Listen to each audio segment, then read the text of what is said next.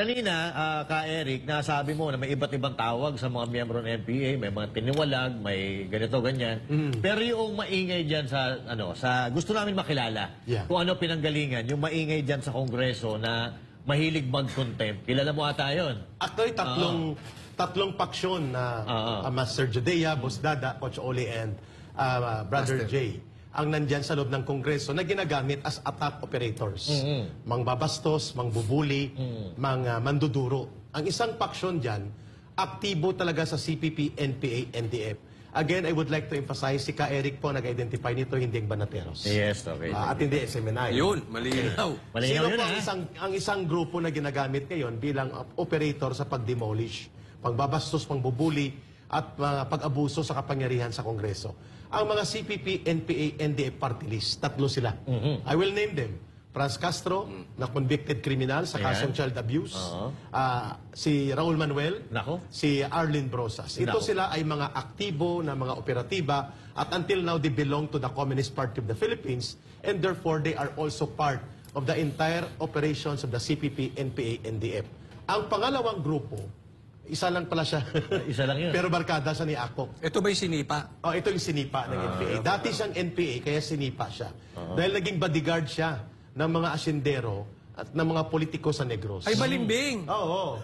So, NPA siya dati at sinipa at nagbuo ng grupo na tinatawag na RPA, ABB. So, parte na siya ng kalaban na ng NPA. Kalaban. Aminin ko sa inyo, isa yan sa primary target namin noon, ng National Operations Command ako. Ang inabot ang boss niya, si Arturo Tabara, dito sa SM Fairview na assassinate. Ang isa si Romulo Quintanar. While Quintanar was the general commander of the NPA before, he was not part of the RPA-ABB. Tapusin ko lang, Coach Oli, sige. Master Judea. So, isa si Kalderong NPA, kasi kung may sundalong kanin, Kaldero? Ito, may Kalderong NPA. Meron din pala ganun. Yan si Paduano, Kalderong NPA. Ay, pinangalanan na. Yung pangatlo, naman tawag mo kay Akop?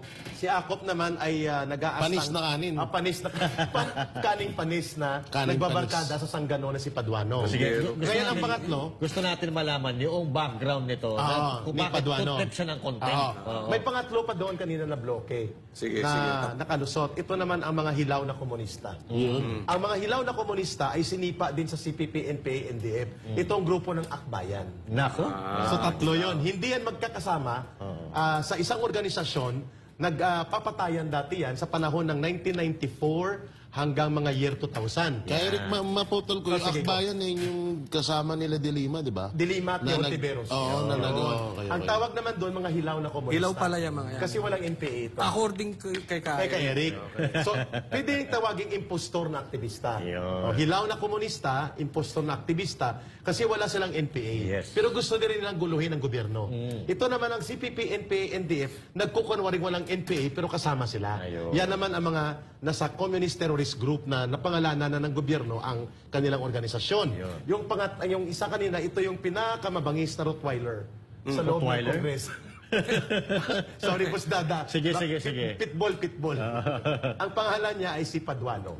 So may tanong si Coach Oli, si Master Judea, Brother Jay and Coach Oli, and Master Boss Dada, bakit tinatawag ni Ka-Eric na Kalderong NPA? Yan. Si Paduano. Paliwanag mo nga. Anong role niya dyan sa loob? Okay, sige. Si Paduano po ay, kilala ko po ang background nito sapagkat isang region kami pinanggalingan. Sa Western Visayas din po. Siya ay Negros galing, ako ay Iloilo. Iloilo City. So pag sinabing Western Visayas po, ito ay binubuo ng mga probinsya ng Iloilo, Antique, Capiz, Aklan, Guimaras. And Iloilo City, including Negros Occidental, Bacolod City. Na ngayon ay Negros Island na.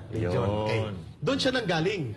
So, noong mga 1980s, hindi pa po ako NPA, hindi pa ako CPP. Ang kanyang kakolektiba, ibig sabihin isang unit sila, naatasan sila na magsagawa ng urban operations. Ang tawag dyan ay partisan operation. Armed City Partisan. So, dineploy sila na may birahin silang target na pulis sa Paglaom Sports Complex sa Bacolod. So ito yung mga early 80s, no? Papatay nila. Natasan siya na siyang bibira. So team of 3 yata sila. May dalawang backup, siyang birador. Birador pala. Nang bumunot siya ng kanyang 45, ayon sa kwento ng team na yon na naabutan ko sa Panay Island, na galing Negros, Ang pangalan na gamit niya na noon ng sa RPA na siya Karapali Luwalhati. Kasi mahilig sa luwalhati. Yun? Itong birador na to. Itong nagpakilalang birador. Sino to ulit? Para alam nila. Si Paduano. Boy Contempt Paduano. Si Calderong NPA. Ngayon, nang bumunot siya ng baril, lumingon yung pulis at bumunot ng... May baril din ng pulis. Sa sobrang tapang niya, nabitawan niyang 45. Minervyos! Binaga. Kaya pala.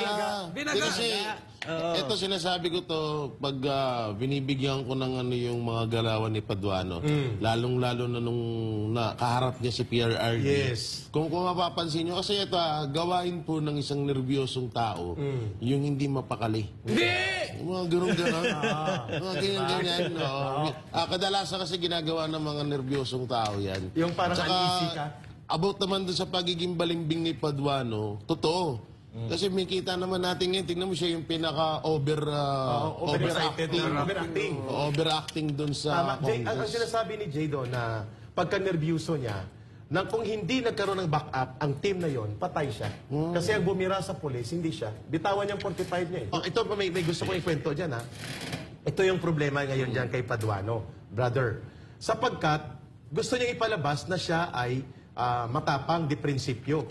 Pero sinipa yan ng CPP, NPA, and DEP sapagkat nagbabodyguard sa mga asindero at mga politiko sa Negros. Ang isang naging bodyguard sila at bumuo ng kanyang party list at nagpinance dahil kalaban ng NPA noon sa Negros, si late Danding Cuangco. Nako. Now, ang abang lingkod party list niya ay pinanduhan nila Danding Cuangco at ng mga asindero laban sa NPA. So, nang tinarget yan ng NPA si Paduano, nanalo sila noong 2013, I think. Hindi nagpapakita, nagtatago yan sa office ni Albi Benitez. Nako. Kahit nasa kongreso na siya, hindi siya Tumatago. nagtatago kasi at that time, active pa ang order na birahin siya ng NPA. So alam ko kung anong background nito. Sayang. Ibig sabihin ngayon, magkakasama na sila ni Franz Castro, ni Raul Manuel at nila Arlene Brosas, posibleng sila ay nagkaroon ng tactical alliance Nako. kasama ang mga hilaw na komunista at mga impostor na aktivista. Ay, kay Eric, baka ano na yan, baka nasa grupo na nila Brosas, nila Castro yan. Walang formal na pagbabalik sa isang organisasyon, pero mayroon silang common enemy at common O kaya agenda. baka nagbuo sila ng Alliance. sarili nilang grupo. Hindi pwede. Hindi rin pwede. Nagbuo lang sila ng common agenda. Yung common agenda nila, wasakin ang matapang at decisibong liderato ng mga Duterte. At dubli-kabi sila, lagaring hapon. May pundo na, may kita pa. Yo. At the same time, nakakapagpostura sila as if they are crusaders sa loob ng Kongreso. Yo. Well, in fact, hindi. Sila ang mga numero, kung may banateros, mayroong sabotaheros.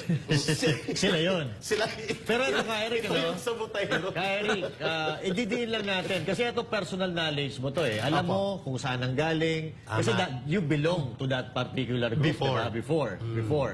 Kaya nga, ito, hindi sila pwedeng tumanggi. Kasi ikaw mismo na nagsasabi na nandun ka sa loob nila dati. Kilala ko sila. Oo.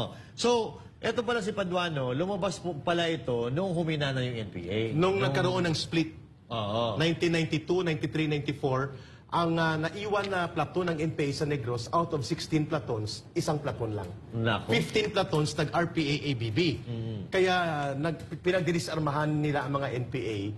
At no less than former General Raimundo Jarque, na nag-defect sa NPA, ang nag-confirm na ang grupong yan ng mga RPA-ABB, including Paduano, at the late Arturo Tabara, ay mga bodyguard ng mga sindero at politiko sa Negros. Nako. Boss